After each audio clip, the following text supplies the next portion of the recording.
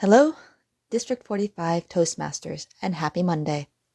This is Elise Thorsen, your Division A Director, coming to you with a bit of a slice of my life and how the core Toastmasters value of integrity makes a difference to me.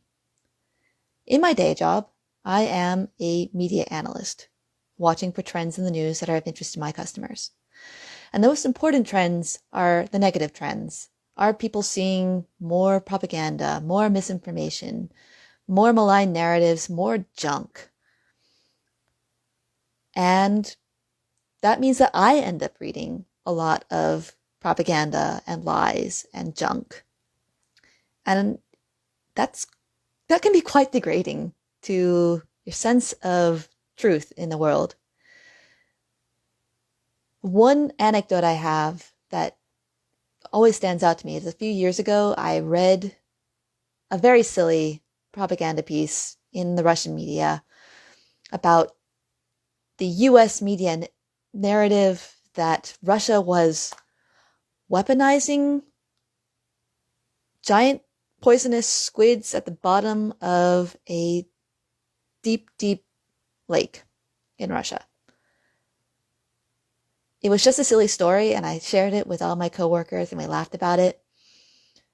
But after I read that story and I moved on to more reading the news, I read something that was completely benign about something like European leaders having a diplomatic meeting.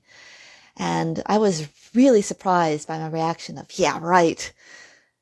The distrust that silly, bogus article that was junk and lies fomented in me carried over into the rest of my perceptions. And that is one of the reasons that integrity is so important. You could be 95% living with integrity, and if that 5% is something that people are aware of, they're not going to trust that 95%. And they're not necessarily going to trust the people around them because they've been betrayed by one person, and therefore why would they trust any other people? Once trust is lost, it is really hard to get back. And so that is why in Toastmasters, integrity is the first of the 4 key values. Integrity, respect, service, and excellence. You can't have the other 3 without having people trust that you are going to follow through on what you say you're going to do, and that you are acting and talking in accordance with an ethical and moral compass that is true. I am sometimes shocked by how easy it is to lose integrity, and how my trigger for it is to say yes just to please somebody. At the very, very, very best, it means that I'm taking on something that I don't think that I can actually do.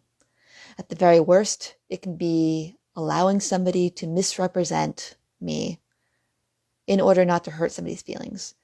And I believe when that person found out, their feelings were really, really, really hurt. And it took a lot of work to regain the trust that I lost by allowing that misrepresentation.